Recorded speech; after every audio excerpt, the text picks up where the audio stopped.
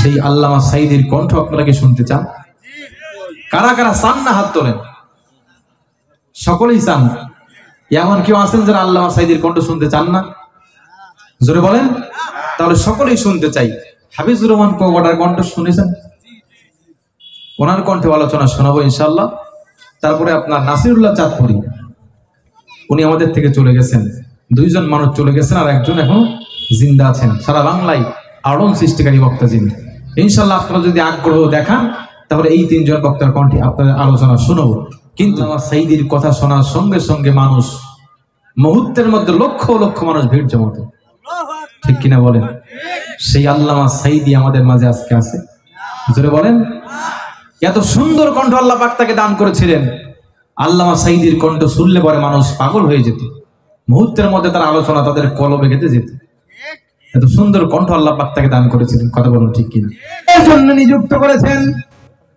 আমি তোমাকে বলতে এসেছি, সালাম করতে নাম। দীর্ঘদিন একসঙ্গে ছিলাম, কোন হক আমি তোমার আদায় করতে পারি নাই। কিছু যদি ভুল ত্রুটি করে থাকি আল্লাহ রাস্তায় তুমি আমাকে মাফ করে দিও।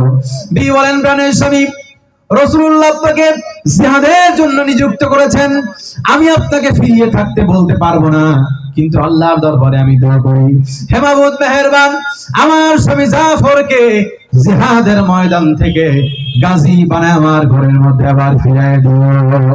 হযরতে জাফর তরবারি উল্টা পিঠ দিয়ে স্ত্রীর হাতের উপরে আঘাত করলেন আর বললেন, বিবি রে, উল্টা দোয়া করো না, তোমার উল্টা দোয়া আমার আল্লাহর দরবারে কবুল হবে না। যেহেতু নবীজি আমার নাম 2 নম্বরে ঘোষণা করলেন, আমার আগেও একজন আছে, পরেও একজন আছে। ও বিবি, নির্ঘাত ওই মুতার প্রান্তরে আমি শহীদ হয়ে যাব। জনমের মতো দেখা করতে আসলাম, এই জীবনে বুঝি তোমার সাথে আমার আর দেখা হবে না। বিবি কাটা কবুতরের মতো জমিনে ছটফট করতেছেন, কাঁদতেছেন। ছোট্ট ছোট্ট ছেলে মেয়েগুলি আব্বা আব্বা বলে চিৎকার দিয়ে কাঁদতেছেন। হযরতে জাফর একবার পিছনের দিকে ফিরে দেখলেন না যে কারা কান্দে।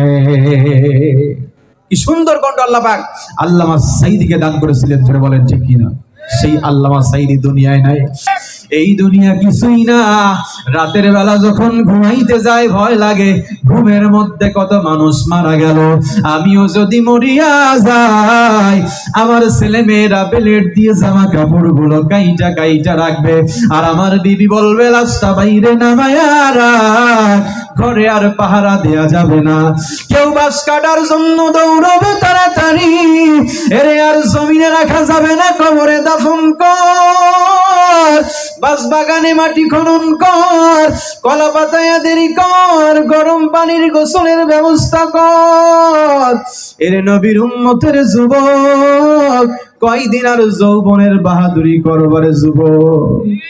हकीकत से तू दुनिया बेखबर है, दुनिया की नुमाइश पर नजर है, नमी गोया के आज दुनिया जुदाबाज बहर कारे के बाशी बा खुदावार, जिससे दुनिया आज खुदागा फिलगुदाने खुमाशो नुकरा हो फर जिंदो जान इमामुल अव्वलीन अल आखिरीन बहरे सदका रहमतल लिल आलमीन सय्यदुल कौनैन खतमुल मुरसलीन आखिरात मुदबूद फखरुल अव्वलीन रज़ीना किस्मतल जब्बा रफ़ीना लना इल्मु वलिल आदा ईमानो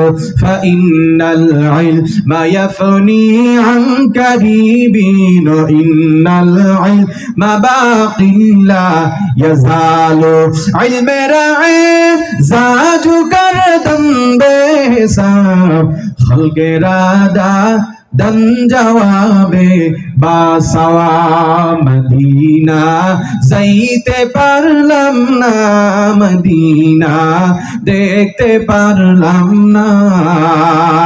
আমি অসহায় তাই এত দূরে রই শুধু সালাম জানাই মদিনা যাইতে পারলাম না মদিনা দেখতে পারলাম না মদিনা নাম কত সুন্দর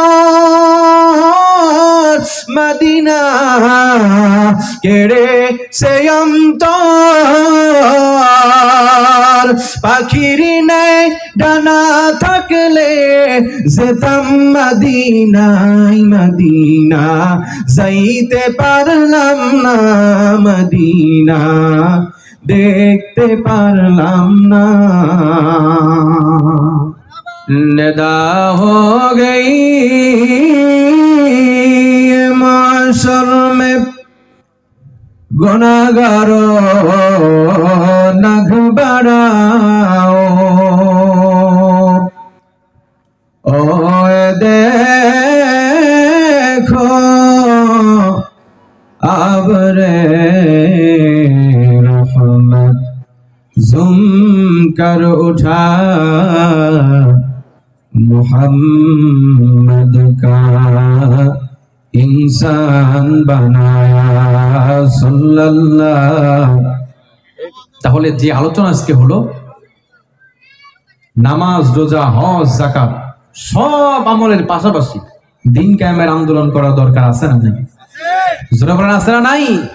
এই জিহাদের গুরুত্ব এবং ফজিলত চারটা কোরআন থেকে কোট করেছি। এক নাম্বার হলো আল্লাহ পাক জিহাদকারীকে ভালোবাসেন। কাকে? আল্লাহ পাক জিহাদকারীকে ভালোবাসেন। আল্লাহ তাআলা কুরআনুল কারীমের মধ্যে বলেন ইন্নাল্লাহা ইউহিব্বুল্লাযীনা ইউকাতিলুনা ফি সাবিলিহি সাফফান কাআন্নাহুম বুনয়ানুম মারসুস। আল্লাহ পাক বলেন এক নম্বরে আল্লাহ পাক নিজেই জিহাদকারীকে ভালোবাসেন, দুই নম্বরে জিহাদ করলে পরে দ্বীনের উপরে প্রতিষ্ঠিত থাকার তৌফিক হয়। আল্লাহ তাআলা কুরআনুল কারীমের মধ্যে বলেন ইয়া আইয়ুহাল্লাযীনা আমানু ইয়াতাসুরুল্লাহা ইয়ানসুরকুম ওয়া ইউসাব্বিত আকদামাকুম। আল্লাহ তাআলা বলেন কিন্তু জিহাদ আপনারা তো হাদিয়া দিতে হবে। কি দিতে হবে? এই যে এখন আর কথা বলেন দেবেন না? আচ্ছা হাদিয়া আমার দেওয়া দরকার নেই। আপনাদের মাদ্রাসা এই যে তহা জিন্নুরাইন আরাবিক একাডেমি কাজীপাড়া এই মাদ্রাসা, আচ্ছা এই মাদ্রাসার উন্নতি কি আপনারা করবেন না আমরা বাড়ি থেকে করব?